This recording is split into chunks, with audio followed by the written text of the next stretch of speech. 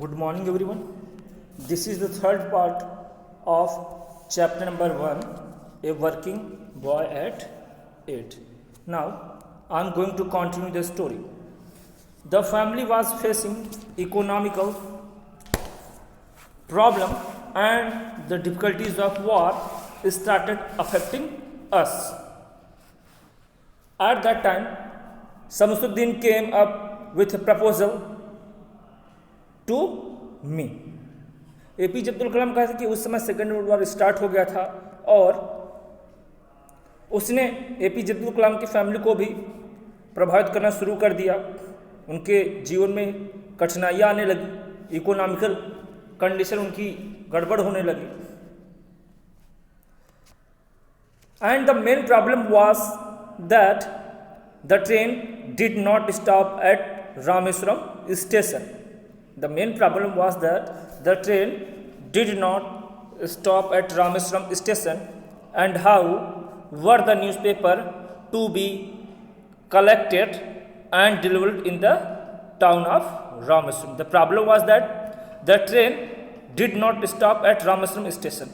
अब प्रॉब्लम ये थी कि वो जो ट्रेन जिस ट्रेन से न्यूज़पेपर आता था और रामेश्वरम स्टेशन पे रुकती थी, तो रामेश्वरम स्टेशन पे ट्रेन ही रुकना बंद हो गई. न्यूज़पेपर कैसे आता था? ट्रेन के द्वारा आता था और रामेश्वरम स्टेशन पे ट्रेन से बंडल को रख दिया जाता था. लेकिन अब जो ट्रेन है वो रामेश्वरम स्टेशन पे रुकना ही बंद हो गई.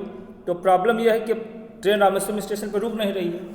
How were the newspaper to be collected, कि अब न्यूज़पेपर को कैसे कलेक्ट किया जाना था, कैसे न्यूज़पेपर को कलेक्ट किया जाए. And deliver in the town of Rameswaram, और कैसे उस न्यूज़पेपर को रामेश्वरम में डिलीवर किया जाए. But Samsuddin find out the solution of this problem. But Samsuddin, he was very wise person. He found out the solution of this problem. लेकिन Samsuddin ने इस समस्या का हल खोज लिया. The papers would be kept ready in large bundles. The paper would be kept ready in large bundle, and as the train passed through the Rameswaram Dhanushkodi track, the newspaper would be flung out from the moving train onto the platform. So how did Samsuddin find out the solution? Samsuddin ने समस्या का solution कैसे निकाला? The paper would be kept ready in large bundles, and as the train passed through the Rameswaram Dhanushkodi track, the newspaper would be flung out from the moving train onto the platform. तो जो newspaper थे वो bundle में ready रखे जाते थे, और जैसे ही ट्रेन रामेश्वरम और धनुषकोडी के रास्ते से गुजरती थी, तो चलती हुई ट्रेन से जिसमें समसुद्दीन का आदमी उस ट्रेन में रहता था, वो चलती हुई ट्रेन से उस न्यूज़पेपर के बंडल को रामेश्वरम स्टेशन पे फेंक देता था. मतलब चलती हुई ट्रेन से न्यूज़पेपर के बंडल को फेंक देता था. क्यों? क्योंकि जो ट्रेन थी वो रामेश्वरम स्टेशन पर रुकना बंद हो गया, इसलिए चलती ट्रेन से ही उस न्यूज़पेपर के बंडल को रामेश्वरम स्टेशन पर फेंक दिया जाता था. And it was the responsibility of APJ Abdul Kalam to catch the newspaper bundles from the moving train. So who was responsible for catching the newspaper bundles? It was the job of APJ Abdul Kalam to catch the newspaper bundles from the moving train, and after that APJ Abdul Kalam had to deliver the newspaper in the town. अब जब चलती हुई train से उस newspaper को फेंका जाता था, तो जो APJ अब्दुल कलाम थे वो जब चलती ट्रेन से न्यूज़पेपर के बंडल को फेंका जाता था, तो APJ अब्दुल कलाम रामेश्वरम स्टेशन पे खड़े रहते थे और उस बंडल को वो कैच कर लिया करते थे, पकड़ लिया करते थे. And after that he had to deliver the newspaper in the town. इतना करने के बाद उनको वो जो न्यूज़पेपर था वो पूरे टाउन में जाकर डिलीवर करते थे, बांटते थे.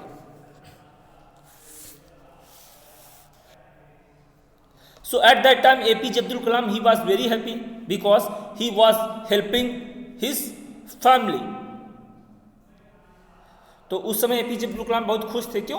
क्योंकि वो अपने परिवार की मदद कर रहे थे, कुछ पैसा उनको अर्निंग हो जा रही थी.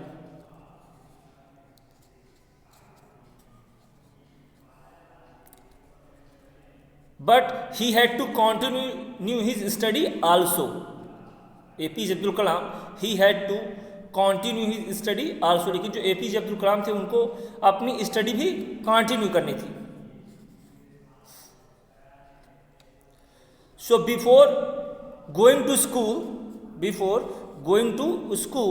he had to collect the newspaper and he had to deliver in the town. School जाने से पहले उनको न्यूज़पेपर बांटना पड़ता था, न्यूज़पेपर डिलीवर करना पड़ता था.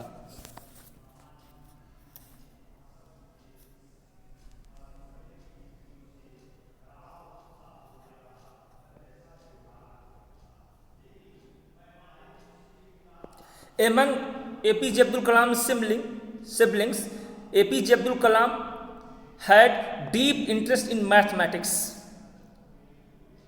APJ Abdul Kalam's favorite subject was mathematics. जो APJ Abdul Kalam थे उनका जो फेवरेट सब्जेक्ट था वो क्या था? मैथमेटिक्स था. मतलब अपने सभी भाई और बहनों में, या हम कह सकते जुड़े भाई बहनों में सबसे ज़्यादा जो मैथ में इंटरेस्ट था वो उन्हीं को था. And APJ Abdul Kalam's father had arranged him to take tuitions or coaching classes from mathematics teachers. Means APJ Abdul Kalam's father, he had also provided mathematics tuition for APJ Abdul Kalam. तो जो APJ Abdul Kalam के पिताजी थे उन्होंने APJ Abdul Kalam के लिए math की tuition या कोचिंग भी लगवा रखी थी.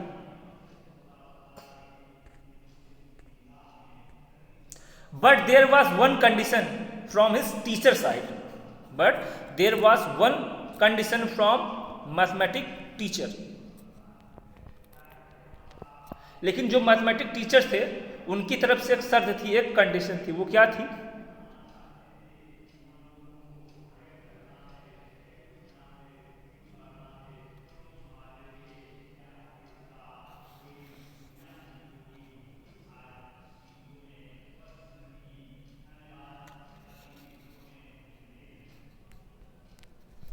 The condition was that APJ Abdul Kalam and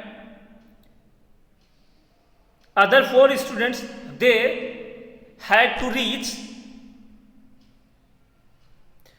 at his house at the time of dawn. Means APJ Abdul Kalam and other students, they had to reach at his house early in the morning. It means near about 4 o'clock. देखिए dawn. It means the timing of 4 o'clock in the morning. सुबह के जो 4 बजे का समय, इसको हम don कहते हैं, जिसको हम हिंदी में उषा काल या ब्रह्म मुहूर्त भी कहते हैं. तो उसके मैथमेटिक्स के टीचर ने कहा कि मैं एक ही शर्त पे आपको कोचिंग पढ़ाऊंगा कि आपको सुबह 4 ही बजे भोर में पहुंच जाना, वो भी नहा बाथिंग करने के बाद आपको सुबह सुबह मेरे यहाँ पहुंचना है, तभी मैं आपको ट्यूशन या कोचिंग पढ़ा पाऊँ. And the duration of his mathematics coaching or tuition was 1 year. What was the duration of his mathematics tuition?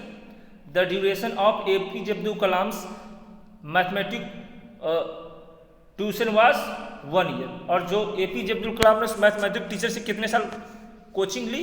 1 साल. उनकी जो अवधि थी कोचिंग पढ़ने की उनसे 1 साल की थी. तो APJ Abdul Kalam started his day while it was still dark outside. APJ Abdul Kalam, he started his day while it was dark outside. It means he had to rise early in the morning. अब कह रहा कि APJ Abdul Kalam ने अपना दिन शुरू किया जब बाहर अंधेरा रहता था. इसका मतलब उनको बहुत ही सुबह उठना पड़ता था. क्यों? क्योंकि मैथमेटिक्स टीचर ने कंडीशन रखी थी कि यदि आप अर्ली मॉर्निंग में ब्रह्म मुहूर्त में आओगे, सुबह 4 ही बजे आओगे, तब मैं आपको पढ़ा पाऊंगा. So APJ Abdul Kalam's mother, she supported him too much. तो जो APJ Abdul Kalam की माँ थी उन्होंने APJ Abdul Kalam का बहुत ही क्या किया? सपोर्ट किया. So APJ Abdul Kalam's mother, she would have risen before him and got his bath ready. तो जो APJ Abdul Kalam की माँ थी वो APJ Abdul Kalam से पहले ही उठ जाती थी और नहाने वहाने का जो उनका सामान था या नहाने का पानी उनके लिए रेडी कर देती थी। Means APJ Abdul Kalam mother she sacrifice too much for her child. APJ Abdul Kalam की सफलता के लिए या एपीजे अब्दुल कलाम के लिए उनकी माँ ने क्या किया, बहुत सेक्रीफाइस किया, बहुत बलिदान किया। और मदर का नेचर ही यही होता है कि वो अपने बच्चों के लिए क्या करती हैं, सेक्रीफाइस करती हैं।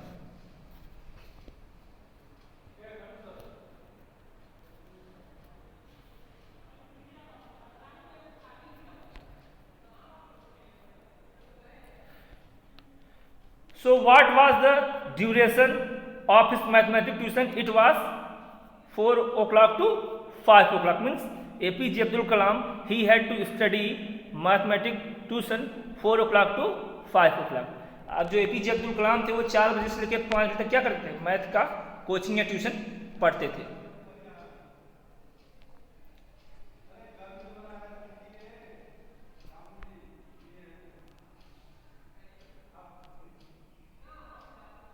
At 5 o'clock, he had to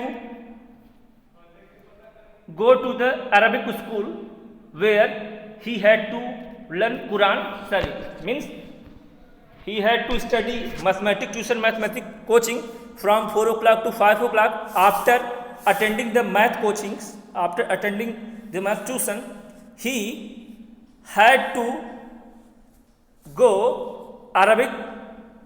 the Arabic school where he had to learn the Quran Sharif.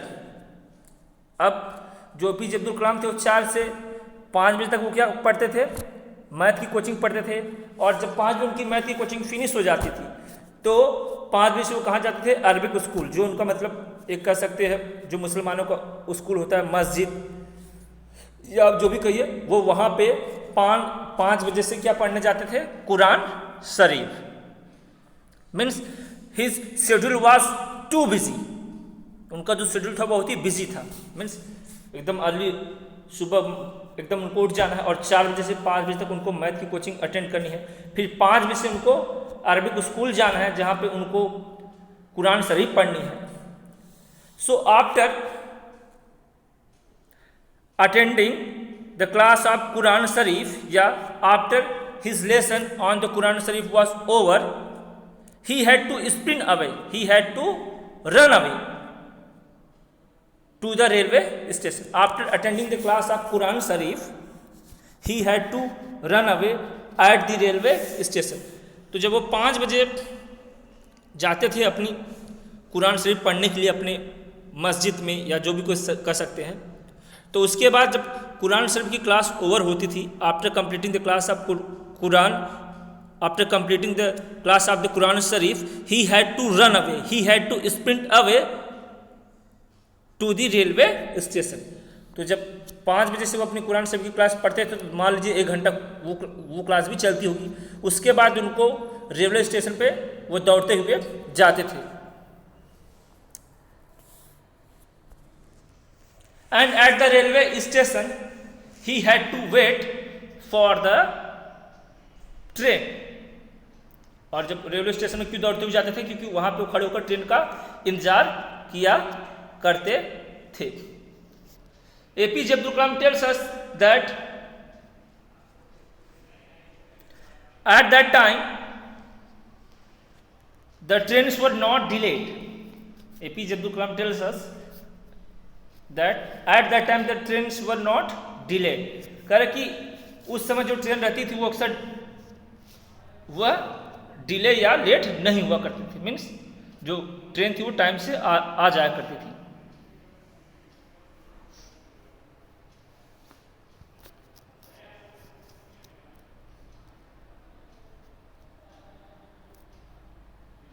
So there was person of Samusuddin,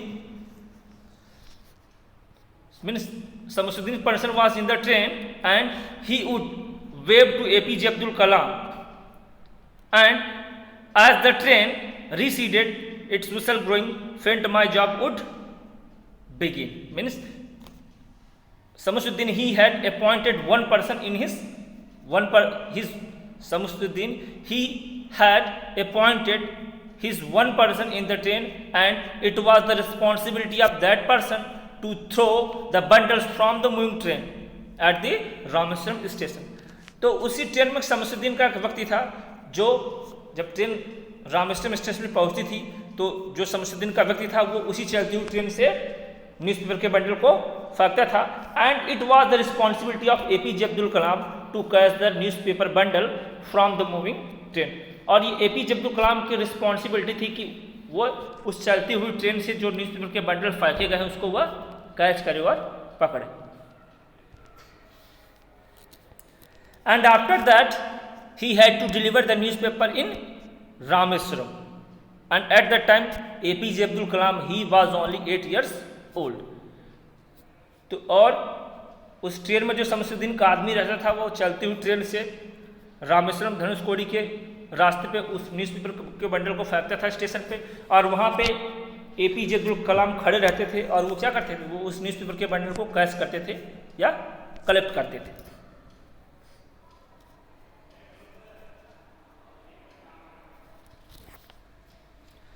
So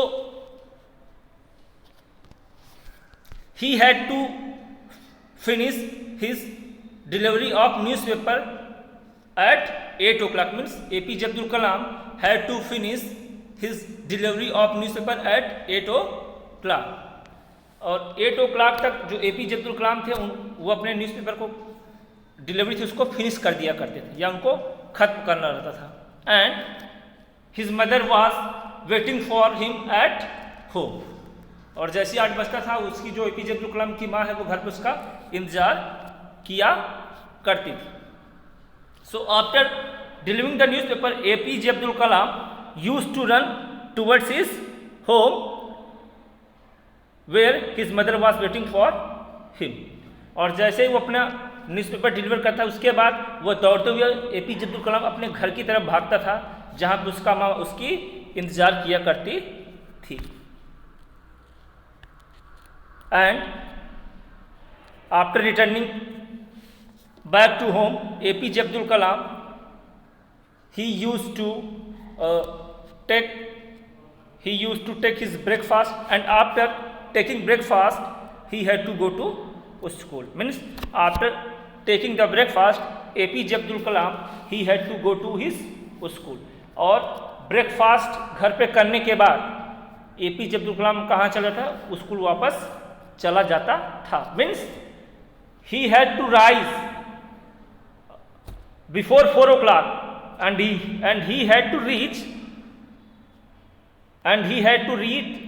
or he had to attend his mathematics class at 4 o'clock, and the duration of mathematics class was 1 hour, means it was 4 o'clock to 5 o'clock। After attending the math class he had to attend the Quran Sharif in the Arabic school, and after attending the Quran Sharif he had to deliver the newspaper in the town, and after delivering the newspaper he had to also attend his school। अब देखिए उसका जीवन कितना व्यस्त था। वो जब सुबह उठ जाता था मान लीजिए 3:30 बजे, और 4 बजे वो अपने जो मैथमेटिक्स के टीचर थे उनके घर पहुंच जाता था। 4 से 5 वो मैथ की कोचिंग पढ़ता था, और फिर 5 बजे वो अपने अरबिक स्कूल मतलब मस्जिद में कुरान शरीफ पढ़ने के लिए चला जाता था। और उसके बाद कुरान शरीफ पढ़ने के बाद वो क्लास ओवर होने के बाद वह पूरे उस टाउन में पूरे उस मोहल्ले में न्यूज़पेपर डिलीवर करता था। और उसके बाद न्यूज़पेपर डिलीवर करने के बाद एपीजे अब्दुल कलाम स्कूल भी जाया करता, स्कूल को भी अटेंड किया करता था। Means he faced a lots of problem in his life, and there is a saying failure is the ladder of success। एक कहावत है failure is the ladder of success, असफलता ही सफलता की सीढ़ी है। So be optimist, don't be pessimist. So what is the message of this lesson? Be optimist. Optimist means a person who always looks the bright side of life. Optimist का मतलब होता है आशावादी, मीन्स ऐसा व्यक्ति जो हमेशा पॉजिटिव थिंकिंग रखे। तो आज यहीं तक, थैंक यू एवरीवन।